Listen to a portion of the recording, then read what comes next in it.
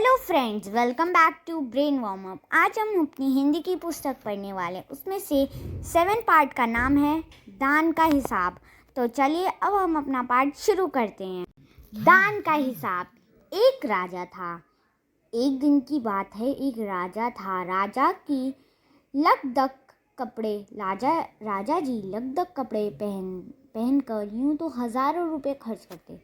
राजा जी बहुत अच्छे सुंदर सुनहरे कपड़े पहन के बहुत सारे पैसे खर्च करते, पर दान के वक्त उनकी मुट्ठी बंद हो जाती। पर जो बाहर से लोग आते वो अगर दान के लिए यानी पैसे मांगने के लिए पूछ लेते तो उनकी मुट्ठी बंद हो जाती, यानी वो मना कर देते।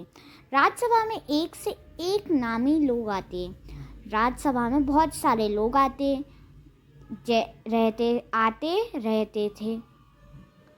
रहते थे और वहीं पे रहते थे, लेकिन गरीब, दुखी, विद्वान, सज्जन, इनमें से कोई भी नहीं आता था।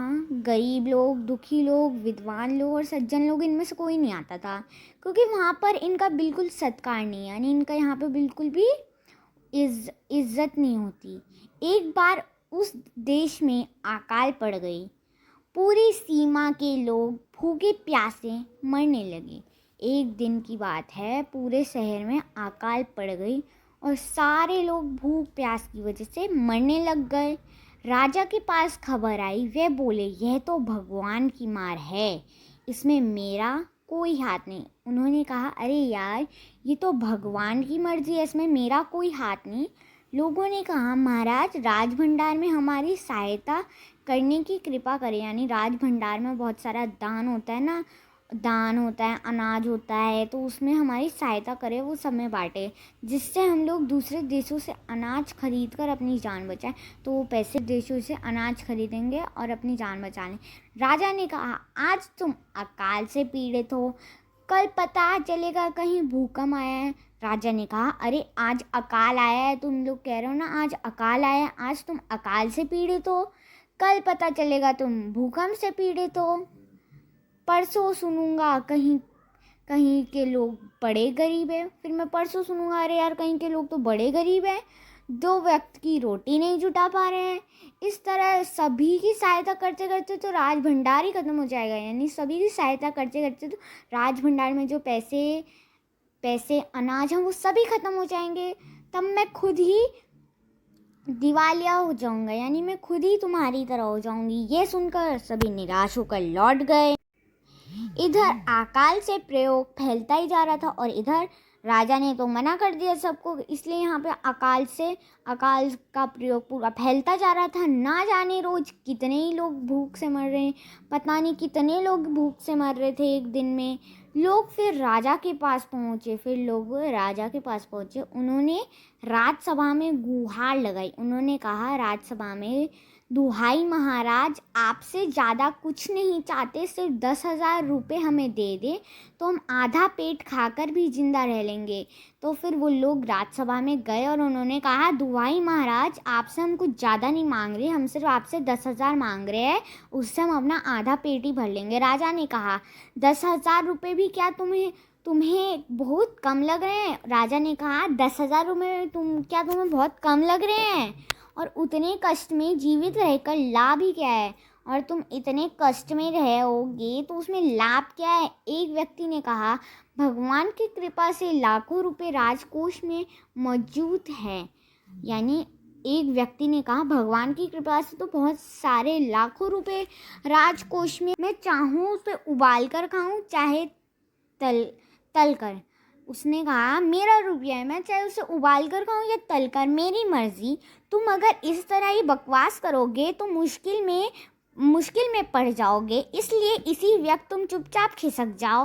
राजा का क्रोध देखकर लोग वहाँ से चले गए। राजा का क्रोध देखकर सब लोग वहाँ से चले गए। राजा हंसते हुए बोला, छोटे मुंह बड़ी बात। राजा ने हंसते हंसते बोला है, छोटे मुंह बड़ी बात।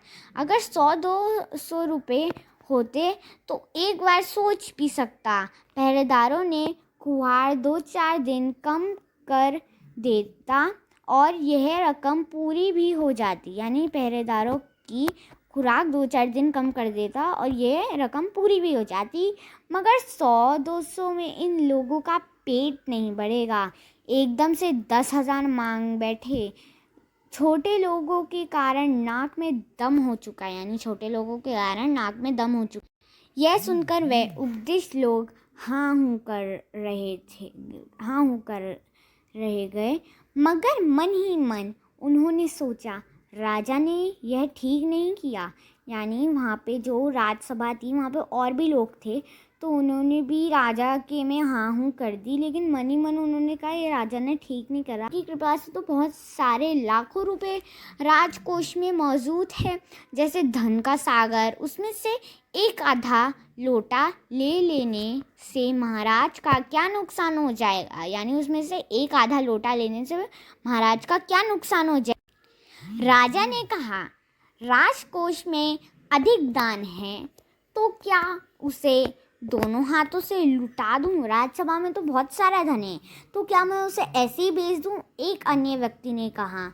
एक अन्य व्यक्ति यानी जिसे हम जानते नहीं हो, महल में प्रतिदिन हजारों रुपए इन सुगंधित वस्त्रों, मनोरंजन और महल की सजावट में खर्च हो जाते हैं। यानी एक व्यक्ति ने कहा, महल में हर रोज़ सुगंधित वस्त्र यानी अच्छे वस्त्र, कपड़े, मनोरंजन और महल को सजाने के लिए लाखों पैसे खर्च हो जाते हैं हर एक दिन। यदि इन रूपों में से ही थोड़ा सा धन ज़रूरतमंदों को मिल जाए तो उन दुखियों की जान बच जाएगी। यानी राजसभा में तो हर रोज़ कितना पैसा खर्च होता है, अगर हम थोड़ा सा ज़रूरतमंदों को दे दें तो हम उन्हें मिल जाएगा, तो उन दुखियों की तो जान बच जाएंगी। यानी जो ज़रूरतमंदों की है वो बच जाएंगे, अकाल से वो बच जाएंगे। यह सुनकर राजा को क्रोध आ गया और यह बात सुनकर राजा को गुस्सा आ गया। वह गुस्से से बोले, खुद भिखारी होकर मुझे उपदेश दे रहे हो। यानी खुद भिखारी होकर मेरे को आज्ञा दे रहे हो। मेरा रुपया है, मैंने ठीक नहीं करा। ज़रूरतमंदों की सहायता करना तो राजा का कर्तव्य है, यानी राजा का कर्तव्य है, यानी ये राजा का काम है। 2 दिन बाद ना जाने कहीं से एक बूढ़ा सन्यासी राजसभा में आया। उसने राजा को आशीर्वाद देते हुए कहा, दत्ता कर महाराजा। यानी उसने कहा, नमस्कार महाराजा, बड़ी दूर से आपकी प्रसिद्ध सुनकर आया हूँ। यानी बड़ी दूर से आपके बारे में कहानियाँ सुन के आया हूँ। सन्यासी की इच्छा भी पूरी कर दे। आपकी प्रशंसा सुनकर राजा बोले। अपनी प्रशंसा सुनकर राजा ने कहा, ज़रा पता तो चले तुम्हें क्या चाहिए। यदि थोड़ा कम मांगोगे तो शायद से मिल जाएगा तुम्हें, अगर थोड़ा सा कम तो शायद से तुम्हें मिल जाएगा। सन्यासी ने कहा, मैं तो सन्यासी हूँ, मैं अधिक दान का क्या करूँगा। यानी उसने कहा, मैं तो सन्यासी हूँ, मैं दान का क्या करूँगा। मैं राजकोष में 20 दिन तक मामूली भिक्षा प्रतिदिन लेना चाहूँगा। मेरे भिक्षा लेने का निम्न इस प्रकार है। यानी मैं हर दिन राजकोष में भिक्षा लेना चाहूँगा हर रोज़, और मेरी भिक्षा का निम्न ये इस प्रकार है कि मैं पहले दिन जो लेता हूँ दूसरे दिन उसका दुगना, फिर तीसरे दिन उसका दुगना, फिर चौथे दिन तीसरे दिन का दुगना। तो उसने कहा, यानी मेरा ये प्रकार है कि मैं एक दिन काम करूँगा, फिर जो मैं एक दिन में लूँगा उसका मैं अगले दिन दुगना कर दूँगा, फिर तीसरे दिन उसका दुगना, फिर चौथे दिन में तीसरे का दुगना। इस तरह से प्रतिदिन दुगना लेता जाता हूँ। भिक्षा लेने का मेरा यही तरीका है। यानी उसने कहा, भिक्षा लेने का मेरा यही तरीका है। राजा बोला, तरीका तो समझ गया, मगर पहले दिन कितना लेंगे यही असली बात है। 2-4 रुपए से पेट भर जाए तो अच्छी बात है, मगर एकदम से 20-50 मांगने लगे तो 20 दिन काफ़ी बड़ी रकम हो जाएगी। यानी अगर तुम 2-4 रुपये मांगोगे तो ठीक है। राजा ने कहा, तरीका तो सही है, मगर पहले दिन तुम कितना लोगे। यही अगर 2-4 रुपये मांगोगे तो 2-4 रुपये में पेट भर जाए तो अच्छी बात है, मगर एकदम से 20-50 मांगोगे तो 20 दिन के अंदर तो वो काफ़ी रकम हो जाएंगे, यानी काफ़ी पैसे हो जाएंगे। Thank you. I will upload the part 2 soon. Thank you. Please like, subscribe and share our channel.